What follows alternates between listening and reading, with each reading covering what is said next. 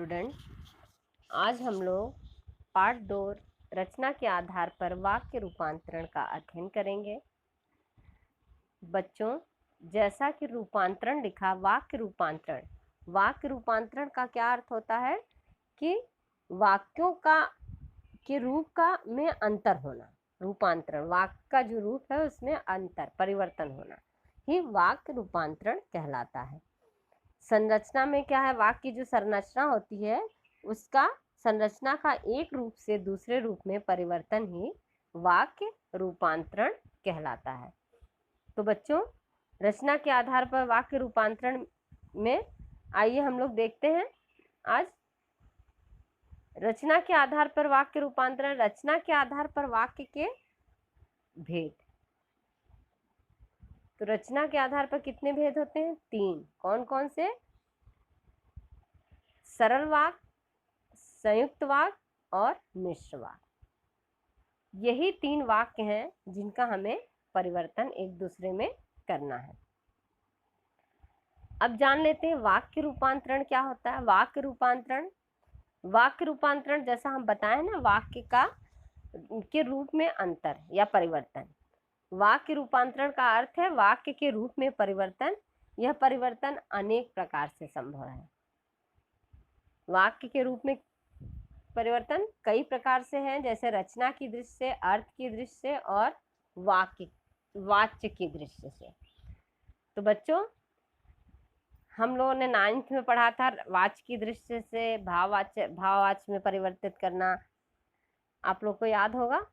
उसी तरह आज हम लोग पढ़ेंगे रचना की दृष्टि से। रचना की दृष्टि से वाक्य रूपांतरण। रचना की दृष्टि से वाक्य रूपांतरण निम्न प्रकार से होता है। अनेक सरल वाक्यों का एक सरल वाक्य में रूपांतरण, अनेक सरल वाक्यों का एक संयुक्त वाक्य में रूपांतरण और अनेक सरल वाक्यों का एक मिश्र वाक्य में रूपांतरण। तो ये रूपांतरण की, वाक्य संश्लेषण की दृष्टि से रूपांतरण की प्रक्रिया है। इन प्रकार से वाक्य परिवर्तन होता है। इन तीनों रूपों को वाक्य संश्लेषण भी कह सकते हैं। जो ऊपर दिया गया है ये वाक्य संश्लेषण भी इनको कहा जा सकता है। इसमें वाक्यों को मिलाकर, इसमें अधिक वाक्यों को मिलाकर एक किया जाता है और इनको अलग करने की कला का उपयोग करना होता है। इनका अध्ययन वाक्य संश्लेषण के अंतर्गत किया जाता है। देखिए, ये जो दिया गया है वाक्य रूपांतरण कितने प्रकार से हो सकता है। तो बच्चों देखिए, वाक्य रूपांतरण के 6 प्रकार बताए हैं।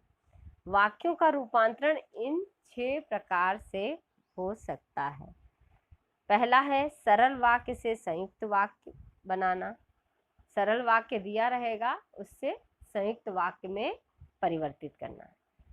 सरल वाक्य से संयुक्त वाक्य से सरल में परिवर्तित करना। सरल वाक्य से मिश्र में करना। संयुक्त वाक्य से मिश्र वाक्य बनाना। और 5वां मिश्र वाक्य से सरल वाक्य बनाना और फिर मिश्र वाक्य से संयुक्त वाक्य बनाना। तो बच्चों, इतने तरह से हम वाक्य परिवर्तित कर सकते हैं, जिसका अध्ययन हम लोग आगे अभी करेंगे, कैसे वाक्य परिवर्तन होता है। बच्चों, वाक्य की रूपांतरण की प्रक्रिया को समझने से पहले हमें वाक्यों की संरचना से परिचित होना होगा। वाक्य संरचना से मतलब वाक्य क्या होता है, वाक्य कैसे बनते हैं, वाक्य किसे कहते हैं, ये कि वाक्य क्या होता है। तो वाक्य किसे कहते हैं? तो भाषा की सबसे छोटी इकाई जो संपूर्ण अर्थ देने में सक्षम होती है, वाक्य कहलाती है। भाषा की सबसे छोटी इकाई जो संपूर्ण अर्थ देने में सक्षम होती है, वो वाक्य कहलाती है। सबसे छोटी लघुत्तम इकाई, ठीक है। वाक्य न किसी विचार, भाव, संदेश को पूरी तरह व्यक्त करने में क्या होता है? समर्थ होता है। मन के भावों को, विचारों को, संदेश को, किसी भी चीज को पूरी तरह व्यक्त करने में समर्थ होता है। तो वाक्य किसे कहते हैं?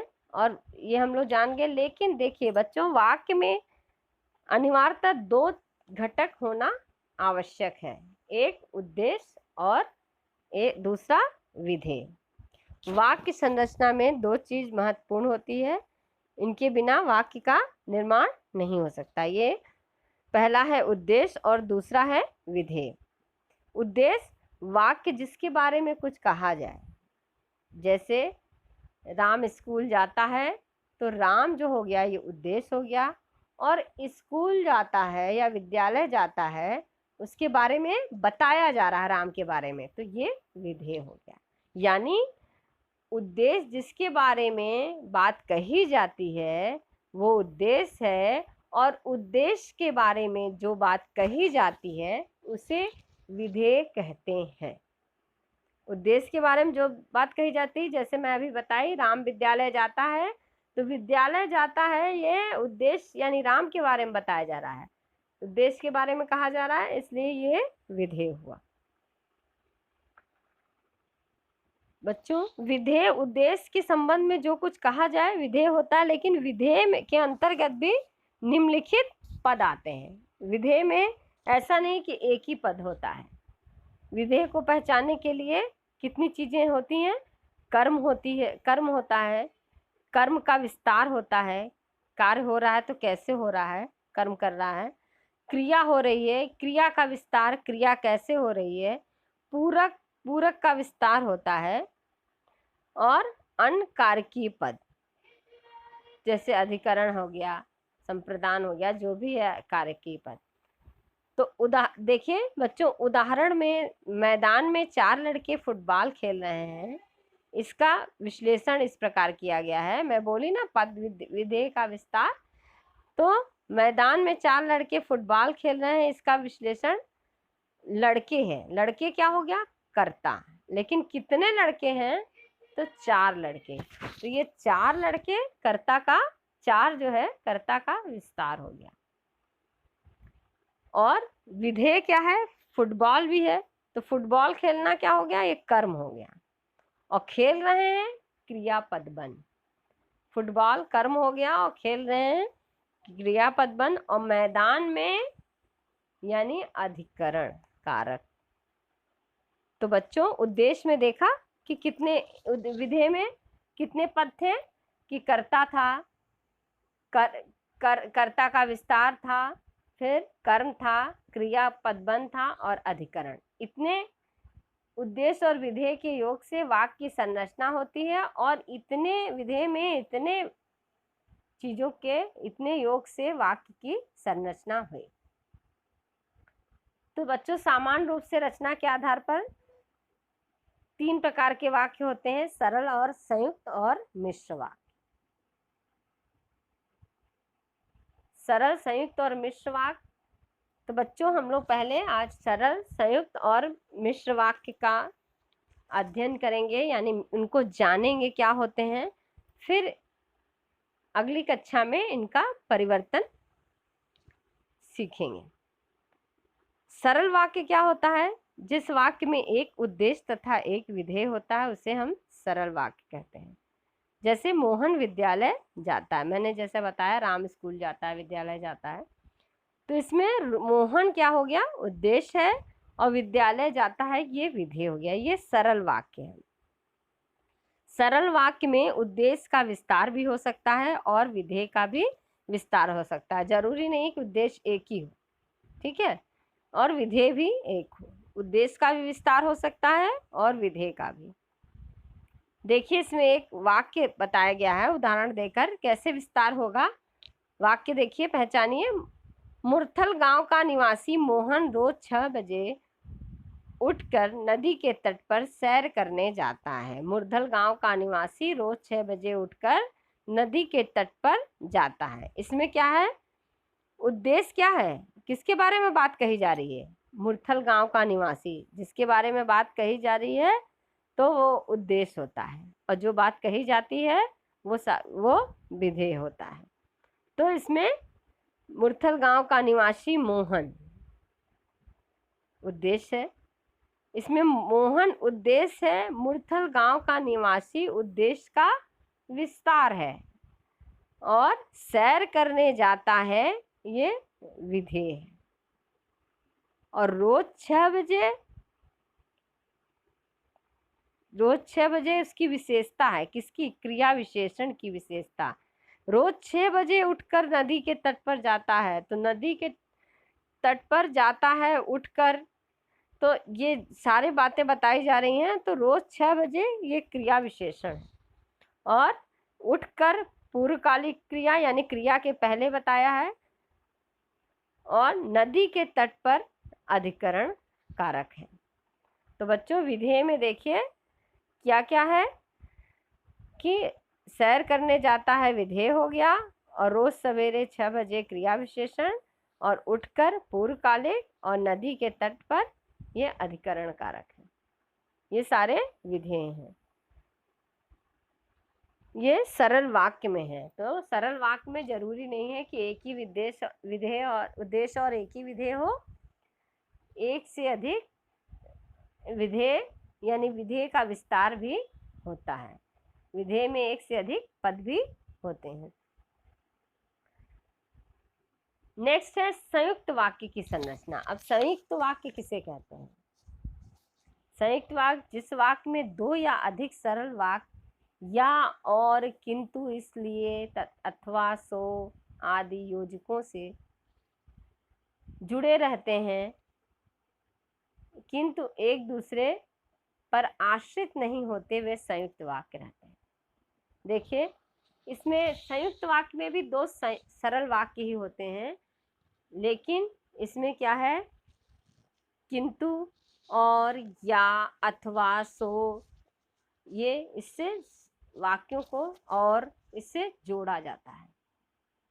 दो वाक्यों को संयुक्त किया जाना, मतलब संयुक्त वाक्य मतलब दो वाक्यों को संयुक्त किया जाता है यानी जोड़ा जाता है। दो सरल वाक्य संयुक्त वाक्य का अंग होने के कारण जो है क्या कहलाते हैं? उपवाक्य कहलाते हैं। जैसे देखिए उदाहरण दिया, रात हुई और चांद खिला। ठीक है, तो इसमें क्या है? रात हुई और चांद खिला। तो रात हुई एक वाक्य हो गया, और चांद खिला दूसरा वाक्य हो गया। लेकिन इन दोनों वाक्यों को क्या किया गया है? जोड़ा गया है। किससे? और से। इसमें दो उपवाक्य हैं, दोनों को जोड़ा गया है। किससे? और से। यदि इसमें से और हटा दिया जाए तो दोनों सरल वाक्य क्या हो जाएंगे? अलग अलग हो जाएंगे। एक चांद खिला, एक रात हुई हो गया, और दूसरा चांद खिला। लेकिन दोनों वाक्यों को और से संयुक्त किया गया है यानी जोड़ा गया है। अन्य उदाहरण देखिए, एक दिया है, यदि से और हटा दिया जाए तो दोनों सरल वाक्य पृथक हो जाएंगे। शादी पर मैं जाऊंगा अथवा मेरा भाई। देखिए अथवा, किंतु, और, या, ये सब क्या है? ये संयुक्त वाक्य को जोड़ते हैं, जोड़ने वाले। शादी पर मैं जाऊंगा अथवा मेरा भाई, इसमें दो सरल वाक्य हैं, दो सरल उपवाक्य क्या हैं? शादी पर जाऊंगा और मेरा भाई जाएगा। योजक क्या इसमें है? अथवा। अथवा से दोनों वाक्य को जोड़ा गया है कि शादी पर जाऊंगा, शादी पर मैं जाऊंगा और मेरा भाई जाएगा। तो इसमें दो वाक्य हैं, इनको जोड़ के अथवा से जोड़ करके एक वाक्य बनाया गया है। ये संयुक्त वाक्य है। सरल वाक्य से संयुक्त वाक्य में परिवर्तित किया गया है। उसने बहुत कोशिश की किंतु सफल ना हो सका। किंतु देखिए यहाँ पर सफल ना हो सका एक वाक्य हो गया उपवाक्य, और उसने बहुत कोशिश की एक हो गया। दोनों अलग अलग हैं। इसमें दो सरल उपवाक्य हैं, पहला उसने बहुत कोशिश की, दूसरा सफल ना हो सका। लेकिन इसको किससे जोड़ा गया है? किंतु से। इसका योजक क्या है? जोड़ा गया है किंतु से। उसने बहुत कोशिश की किंतु वह सफल ना हो सका। तो ये संयुक्त वाक्य। कुछ अन्य उदाहरण देखिए बच्चों दिए गए हैं नीचे, जैसे जल्दी जल्दी चलो अन्यथा बस निकल जाएगी। तो जल्दी जल्दी चलो और बस निकल जाएगी, दोनों दो सरल उपवाक्य हैं, लेकिन दोनों को कैसे जोड़ा है? अन्यथा से। जल्दी जल्दी चलो अन्यथा बस रुक जाएगी, निकल जाएगी। मैं मंदिर जाऊंगा तथा भजन भी सुनूंगा। तथा और लेकिन। मैं मंदिर जाऊंगा तथा भजन भी सुनूंगा। तो मैं मंदिर जाऊंगा एक स्वतंत्र अलग सरल वाक्य है, और दूसरा भजन भी सुनूंगा। ये दोनों वाक्य स्वतंत्र है, एक दूसरे पर निर्भर नहीं है, डिपेंड नहीं है, दोनों वाक्य की सत्ता स्वतंत्र है। तो मैं मंदिर जाऊंगा तथा भजन भी सुनूंगा, ये संयुक्त वाक्य। तथा से इसको संयुक्त किया गया है, यानी जोड़ा गया है। मैं क्रिकेट खेलूंगा लेकिन क्षेत्र रक्षण नहीं करूंगा। लेकिन देखिए यहाँ पे लेकिन से मैं क्रिकेट खेलूंगा एक स्वतंत्र वाक्य हो गया, सरल उपवाक्य, और दूसरा क्षेत्र रक्षण नहीं करूंगा, ये भी स्वतंत्र सरल उपवाक्य है। लेकिन इसको लेकिन शब्द से जोड़कर क्या बनाया गया है? संयुक्त वाक्य। तो मैं क्रिकेट खेलूंगा लेकिन क्षेत्र रक्षण नहीं करूंगा। मैंने बहुत पढ़ाई की फिर भी उत्तीर्ण ना हो सका। फिर भी देखिए यहाँ फिर भी संयुक्त वाक्य को दो वाक्यों को जोड़ता है। मैंने बहुत पढ़ाई की स्वतंत्र है, और उत्तीर्ण ना हो सका ये भी स्वतंत्र है। सरल उपवाक्य दो हैं, इन्हें फिर भी लगा करके संयुक्त वाक्य का निर्माण किया गया है। उसने मोहन मेहनत नहीं की इसलिए रह गया। उसने मेहनत नहीं की स्वतंत्र है, रह गया ये भी स्वतंत्र है। लेकिन इसलिए से इसको योजक इसका क्या है? इसलिए से इसको जोड़ दिया गया है, और ये संयुक्त वाक्य में परिवर्तित हो गया है। हम लोग पुणे घूमने गए और वहाँ 4 दिन रहे। हम लोग कहाँ गए?